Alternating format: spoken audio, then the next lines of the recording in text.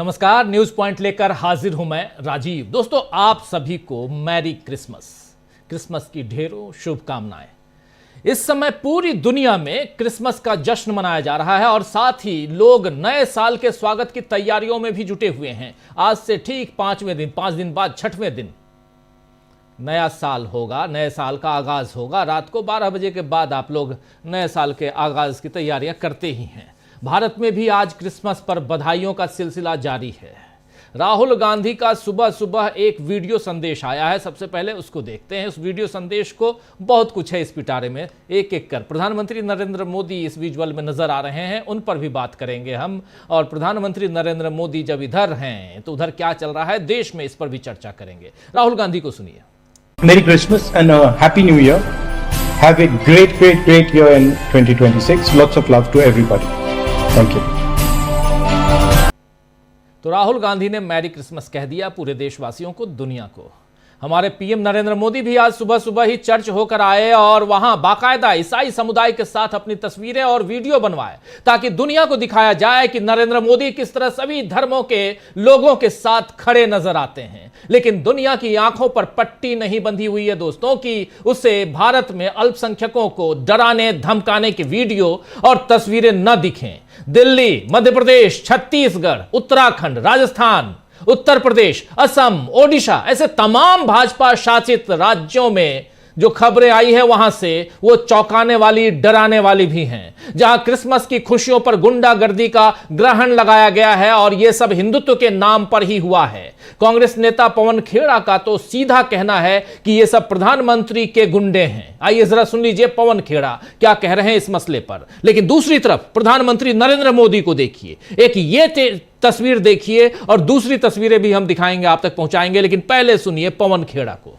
कुछ गुंडे लोग चर्चेज में जाकर, मॉल्स में जाकर तोड़फोड़ मचा रहे हैं, सांता क्लॉज की टोपी खींच रहे हैं, उसको दौड़ा रहे हैं, गुंडागर्दी का एक माहौल बना रहे हैं। एक अजीब सी परंपरा हमने देखी पिछले 10-11 सालों में कि रामनवमी हो या हनुमान जयंती हो तो साहब ये लोग चले जाएंगे मस्जिदों के बाहर डीजे बजा बजा के, उकसाने वाले गाने लगा लगा के नाच रहे हैं। क्रिसमस है तो चर्च के बाहर हनुमान चालीसा पढ़ रहे हैं। आपने कभी सोचा है? मतलब बेवकूफी है, मूर्खता है, गुंडागर्दी है। अपने त्योहार में अपने मंदिर, अपने घर, अपनी सड़कों पर नहीं, मस्जिदों के बाहर जाकर डीजे बजाएंगे। उनके त्योहार में वहां जाकर हनुमान चालीसा पढ़ेंगे। क्यों साहब? ये खरपतवार है और ये खरपतवार नतीजा है आरएसएस की जो जहरीले बीज जो इन्होंने बोए हैं, प्रधानमंत्री नरेंद्र मोदी ने बोए हैं, संघ ने बोए हैं, आज से नहीं कई सालों से बो रहे हैं। ये खरपतवार उन्हीं बीजों से निकला है। इनके आचार में हिंसा है, इनके विचार में नफरत है। ये हिंदू नहीं है, ये इनका कोई धर्म हो ही नहीं सकता। इनका धर्म ही नफरत है। तो कम से कम मैं अपने धर्म, अपने देश, अपने समाज को इस खरपतवार से जरूर बचाऊंगा। पूरे विश्व में लोग हंस रहे हैं, हैरान हो रहे हैं कि भारत को हो क्या गया। इतनी पुरानी सभ्यता और इतना डर, सांता क्लॉज की टोपी से डर गए। और खैर ये टोपी की सियासत तो साहब नरेंद्र मोदी जी करते रहे, आज से नहीं कर रहे हैं, लगातार कर रहे हैं। कपड़ों से पहचानना, शमशान, कब्रिस्तान, टोपी, यही सब बातें इन्होंने सीखी, यही सब बातें ये सिखा रहे हैं। लेकिन सुबह सुबह खुद चर्च जरूर चले गए। तो इस दौरे सियासत का इतना सा फसाना है कि बस्ती भी जलानी है और मातम भी मनाना है। चले गए, केरला में चुनाव है तो मोदी जी आज चर्च चले गए। गुंडों को अपने नहीं रोक पा रहे, जो इनकी फौज है इनको नहीं रोक पा रहे या रोकना नहीं चाह रहे। ये ऐसी परंपरा है कि जहां स्वामी विवेकानंद जीशु पर्व के नाम से वो मनाते थे और आज भी उनकी याद में आज के दिन रामकृष्ण मिशन पूरे विश्व में जहां जहां एक मिशन है वहां जीशु पर्व मनाते हैं, यानी कि जीसस क्राइस्ट का ये त्योहार मनाते हैं। तो ये समृद्ध परंपरा को इस तरह की खरपतवार, इस तरह के जहरीले जो बीज आरएसएस ने बोए हैं, हम अपने सभ्यता को, अपने धर्म को, अपने देश को इनसे बचाएंगे। तो सुना आपने, इस दौरे सियासत का इतना सा फसाना है। इस बस्ती को भी जलानी है, बस्ती भी जलानी है और मातम भी मनाना है। तो आप समझ लीजिए कि क्या कुछ चल रहा है इस देश में। तस्वीरें बहुत कुछ बयां करती हैं। तस्वीर जो आप देख रहे हैं, ये तस्वीर है छत्तीसगढ़ की राजधानी रायपुर के मैग्नेटो मॉल की, जहां बाहर क्रिसमस के त्यौहार पर सजाया गया था। गुंडे आए, बीजेपी के गुंडे आकर तोड़फोड़ किए चले गए। क्रिसमस पर जिस तरह के उत्पात और चर्चों में तोड़फोड़ की खबरें सब तरफ से आ रही हैं, उस पर अब देश के उन तमाम नेताओं को चिंता हो रही है कि जिनका संविधान में यकीन है, उनको चिंता हो रही है और यह चिंता वाजिब भी है। तमिलनाडु के सीएम एम के स्टालिन ने आज ट्विटर पर जो कुछ लिखा है, सोशल मीडिया पर क्या कुछ लिखा है, जरा आपके सामने रख रहा हूं। लिख रहे हैं यहां तमिलनाडु के सीएम कि बहुसंख्यक समुदाय की सच्ची शक्ति और चरित्र अल्पसंख्यकों को भयमुक्त जीवन जीने का आश्वासन देने में निहित है। जब कुछ दक्षिणपंथी हिंसक समूह बहुसंख्यक समुदाय के नाम पर हमले और दंगे करते हैं, ठीक उसी समय जब माननीय प्रधानमंत्री क्रिसमस समारोह में भाग ले रहे होते हैं, तो यह राष्ट्र को एक चिंताजनक संदेश देता है। मणिपुर के बाद जबलपुर, रायपुर और अन्य जगहों पर अल्पसंख्यकों पर हमलों की खबरें सद्भाव को महत्व देने वाले किसी भी व्यक्ति के लिए अस्वीकार्य हैं। केंद्र सरकार में भाजपा सरकार के सत्ता में आने के बाद से अल्पसंख्यकों के खिलाफ नफरत भरे भाषणों में 74% की कथित वृद्धि आगे आने वाले गंभीर खतरे का संकेत देती है। इसीलिए समाज को विभाजित करने वाले दंगाई समूहों पर अंकुश लगाना एक साझा और अत्यावश्यक कर्तव्य है, जिसे दृढ़ संकल्प के साथ लागू किया जाना चाहिए। यह बात तमिलनाडु के सीएम एम के स्टालिन कह रहे हैं। तो अल्पसंख्यकों को डराने वाली ऐसी घटनाओं पर विपक्ष के नेता तो चिंता जाहिर कर रहे हैं, लेकिन प्रधानमंत्री मोदी ने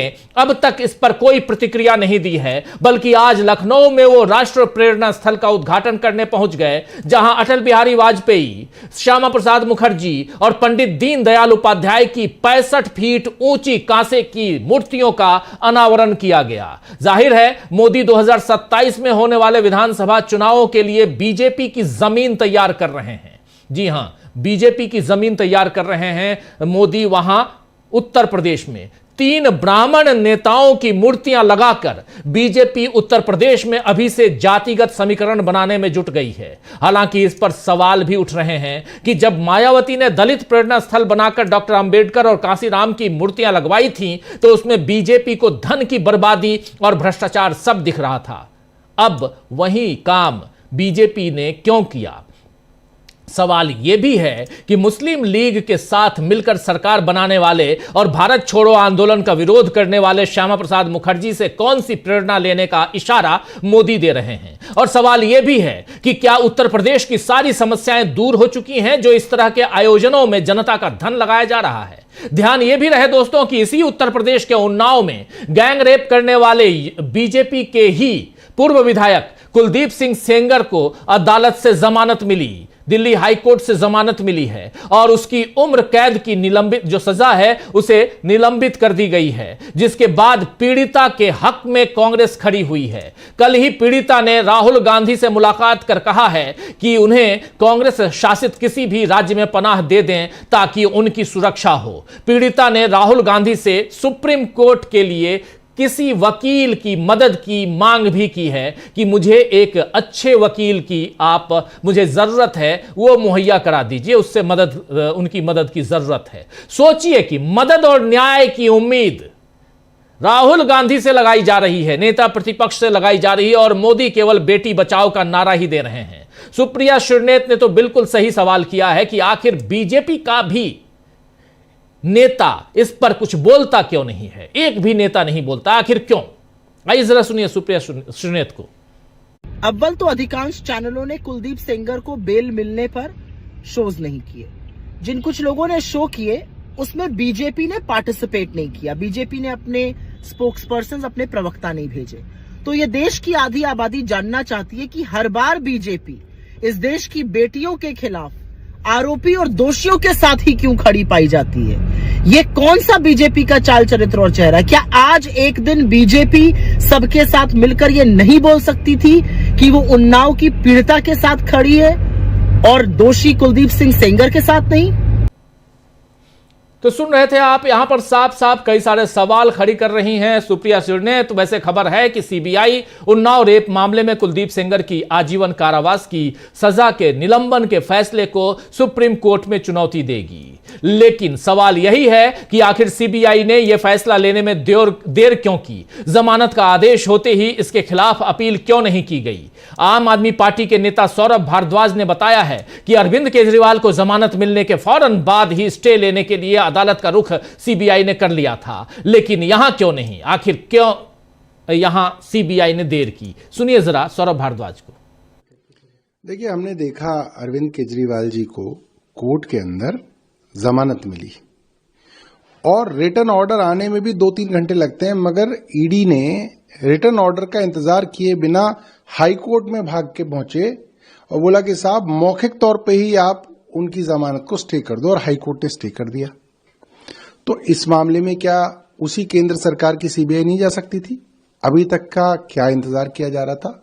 और जिस तरीके से भारतीय जनता पार्टी के सांसद और उत्तर प्रदेश के भारतीय जनता पार्टी के मंत्री खुल के एक सजा याफ्ता, एक कन्विक्टेड, एक अदालत द्वारा दोषी पाए गए भारतीय जनता पार्टी के विधायक का बचाव कर रहे हैं, इससे साफ है कि भारतीय जनता पार्टी की सरकार का पूरा जोर इस पे रहेगा कि कुलदीप सिंह सेंगर को बाहर निकालें। और इसके लिए सोशल मीडिया पर लोगों के मन में बहुत गुस्सा है और लोग अब भारतीय जनता पार्टी। तो सौरभ भारद्वाज को आप सुन रहे थे।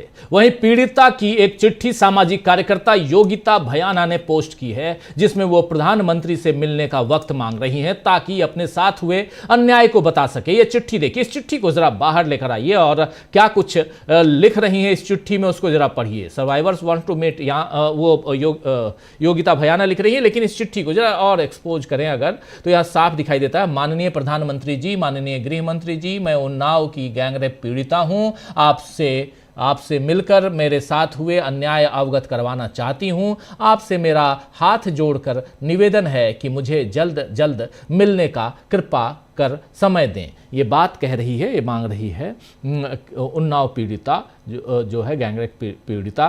25/12/2025 आज की चिट्ठी है और यहाँ पर ये चिट्ठी लिख रही है प्रधानमंत्री और नरेंद्र मोदी और न ही यहाँ अमित शाह, ये दोनों में से कोई भी इस चिट्ठी का कोई भी सुध नहीं ले रहे हैं, संज्ञान नहीं ले रहे हैं। अभी तक मिलने का कोई यहाँ समय नहीं मिला है। अब गेंद प्रधानमंत्री नरेंद्र मोदी के पाले में है कि वो इस चिट्ठी पर कोई संज्ञान लेते हैं या नहीं लेते हैं। बिल्किस बानो प्रकरण आपको याद होगा दोस्तों, बिल्किस बानो प्रकरण में भी बीजेपी ने चुप्पी धारण कर ली थी और उन्हें इंसाफ के लिए लंबी लड़ाई लड़नी पड़ी। तो क्या यहां अब उन्नाव गैंगरेप पीड़िता को भी इंसाफ के लिए लंबी लड़ाई लड़नी पड़ेगी? कांग्रेस का साथ मिल गया है। राहुल गांधी कह रहे हैं कि हम हर संभव मदद करेंगे। तो आइए दोस्तों, आज चर्चा करेंगे कि जब देश के अल्पसंख्यकों को डराया जा रहा है, जब देश की आधी आबादी अपनी सुरक्षा को लेकर चिंता में है, जब पीड़ित पर अत्याचार हो रहा है और दोषी के साथ रसूखदार लोग खड़े हैं, तब क्या मोदी ये मानेंगे कि वो अब प्रधानमंत्री पद के लायक नहीं रहे हैं? क्योंकि जितने वादे उन्होंने किए थे सबका खोखलापन जाहिर हो चुका है। और इन सब के बीच क्या नरेंद्र मोदी के सामने आज की तारीख में चुनौतियां ही चुनौतियां हैं? इन चुनौतियों में कौन कौन सी चुनौतियां नरेंद्र मोदी के सामने हैं? नरेंद्र मोदी से ज्यादा इस देश की जनता के बीच कौन कौन सी चुनौतियां हैं? तस्वीरें आप देख सकते हैं, बहुत सारी तस्वीरें आज आ रही हैं क्रिसमस के मौके पे। कहीं खुशियां तो कहीं गम। आखिर गम का माहौल क्यों बन रहा है? यह देश सर्वधर्म संभाव वाला देश होता था। इस देश में हर धर्म की उतनी अहमियत थी जितनी कि आपको हिंदू होने में गर्व होता था, उतनी ही आपको मुसलमान होने में गर्व होता था, उतनी ही आपको क्रिश्चियन होने में या सिख होने में या जैन होने में, बौद्ध होने में आपको गर्व होता था। आखिर ये क्यों आपसे छीना जा रहा है? ये शक्ति क्यों छीनी जा रही है?